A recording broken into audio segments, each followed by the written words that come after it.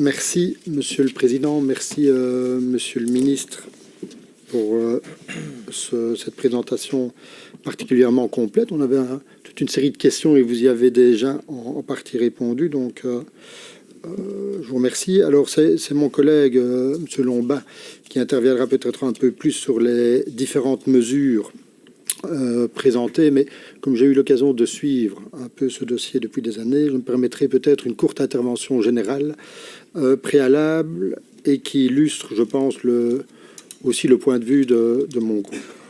Alors, tout d'abord, peut-être rappeler qu'il est le rapport important, tout d'abord du GIEC, dans sa dernière publication, c'était, je pense, notamment en avril, qui a une nouvelle fois souligné qu'une action drastique et rapide était évidemment requise, et je pense qu'ici au sein de la Commission, tout le monde en est évidemment bien conscient, mais il faut le rappeler. Alors je le dis souvent, la lutte contre le dérèglement climatique, parce qu'on parle plus de dérèglement aujourd'hui, et je pense que c'est bon d'ailleurs de l'aborder comme cela, est une démarche holistique, ce qui veut dire qu'elle doit se voir dans sa globalité. Et vous l'avez dit, Monsieur le Ministre, c'est une thématique qui est transversale, qui dépasse largement l'énergie ou même le climat, au sens strict, et qui doit s'intégrer dans l'ensemble des politiques qui sont prises. On peut parler du transport, on peut parler de la fiscalité, de l'environnement, de l'agriculture, l'aménagement du territoire, etc. etc.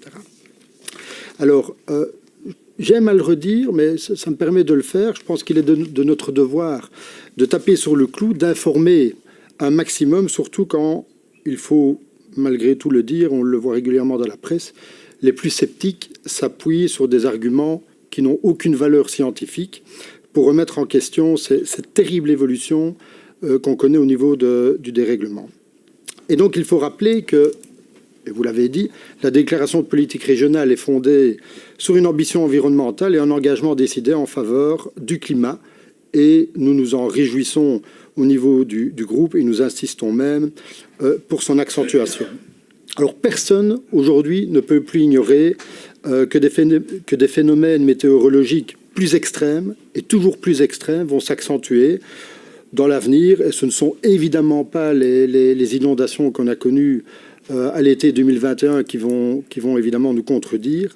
Je pense que ces épisodes nous ont rappelé la nécessité de renforcer et d'accentuer la lutte contre le dérèglement climatique par la réduction des émissions de gaz à effet de serre, ainsi que par l'adaptation de nos territoires, de nos infrastructures, de notre société pour protéger la population de ces dérèglements en cours, mais aussi ceux à venir.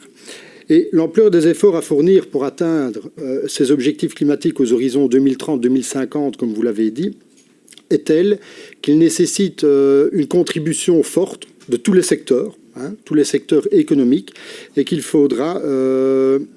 affectera d'ailleurs les couches de la population wallonne, que vous l'avez rappelé dans votre présentation. Alors j'insisterai donc, sans vouloir stigmatiser, pour rappeler qu'il est démontré que les ménages à revenus plus élevés contribuent plus aux émissions de gaz à effet de serre que ceux à revenus modestes. Et il est démontré aussi que ce sont ces derniers, donc les plus fragilisés, qui subissent plus fortement les effets négatifs des dérèglements climatiques. Dès lors, afin de garantir un développement équilibré et une contribution équitable des différentes parties prenantes, le plan Air, Climat, Énergie doit donc veiller à mettre en œuvre une transition juste et inclusive. Vous l'avez repris, c'était épinglé. Et donc il faut que les mesures proposées tiennent compte des possibilités des publics plus précarisés et proposent des mesures d'accompagnement. Je pense que ce point est fondamental et pour rendre la transition énergétique populaire, il faut qu'elle soit positive et non punitive. Vous savez que je reviens régulièrement sur ces éléments. Ainsi, nous pensons clairement que les objectifs climatiques à atteindre ne peuvent pas être revus à la baisse, que du contraire, je l'ai déjà dit, et que les mesures d'accompagnement doivent donc faire partie intégrante du chemin à parcourir. Il faut impérativement éviter que la transition énergétique ne se fasse au détriment d'une précarité énergétique grandissante Et pour cela, il faut donc un accompagnement envers les concitoyens pour les orienter, pour les soutenir, notamment, c'est vrai, dans l'isolation de leur logement, dans le remplacement peut-être de leur chaudière ou encore dans leur accès à une mobilité durable. Et comme je le dis également souvent, pour le PS, la transition climatique, la transition énergétique ne peut pas servir à une seule population éclairée ou même à une seule population nantie, mais elle doit au contraire être la plus sociale possible. Cette transition doit vraiment être sociale. Je pense que c'est un enjeu sans quoi on n'y arrivera évidemment pas. Alors, cette dernière remarque sur l'isolation et les aspects énergétiques des logements me permet de rebondir sur une première question, Monsieur le Ministre. Je ne les avais pas prévus au départ, mais c'est vrai que l'actualité a fait que, et c'est mon collègue qui poursuivra pour le reste. Comme vous vous en doutez, elle fera notamment référence au magazine Investigation récent qui remet clairement en question la fiabilité des certificats PEB. Alors, on sait que ces certificats peuvent lourdement peser dans les finances des familles, et notamment on peut penser à l'octroi d'un prêt hypothécaire, on peut penser à la vente d'un bien, on peut penser à l'obtention d'aides ou de subventions, l'indexation des loyers, c'est une réalité aussi.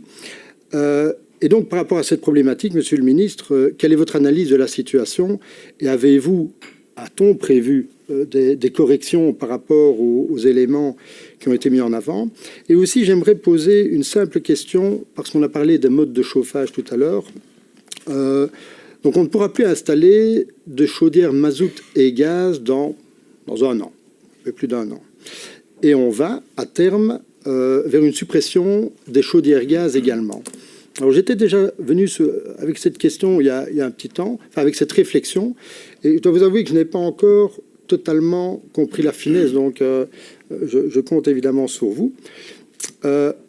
On sait qu'on ne produit pas suffisamment d'électricité pour pallier à l'ensemble des besoins, et notamment à l'ensemble des besoins qui seront les nôtres demain en électricité. On sait aussi que nos réseaux, on va dire, devraient doubler, plus ou moins, pour pouvoir accepter l'électrification future. Alors, même si l'objectif est de moins consommer, et ça, évidemment, il faut travailler sur les isolations, etc., on est tous bien d'accord. Inévitablement, on aura besoin demain de plus d'électricité, et on sait que vu les investissements, ce n'est pas pour demain, ou en tout cas qu'on ne va pas tout régler d'un coup de cuillère à peau. Alors aussi, pour revenir alors sur les chaudières gaz, je comprends et je valide, bien entendu, l'idée de sortir des énergies fossiles, il faut le faire, et le plus vite possible. Mais la pénurie de production énergétique va nous obliger, demain, de mettre en route nos centrales TGV. Donc, turbine gaz-vapeur, donc centrales qui fonctionnent au gaz. Ce qui veut dire qu'on va transformer le gaz en électricité avec inévitablement une perte qui est liée au rendement. Cette même électricité qui sera elle-même transformée en chaleur, notamment pour pouvoir nous chauffer, donc avec une nouvelle perte en termes de rendement, alors que par ailleurs, on a, c'est vrai, directement le gaz qui arrive au niveau de nos chaudières, et donc on peut produire directement de la chaleur. Alors là, ce n'est évidemment pas l'ingénieur qui vous parle, parce que je ne suis pas ingénieur, mais comme je sais que vous l'êtes, vous allez peut-être m'éclairer une bonne fois pour toutes sur cette question.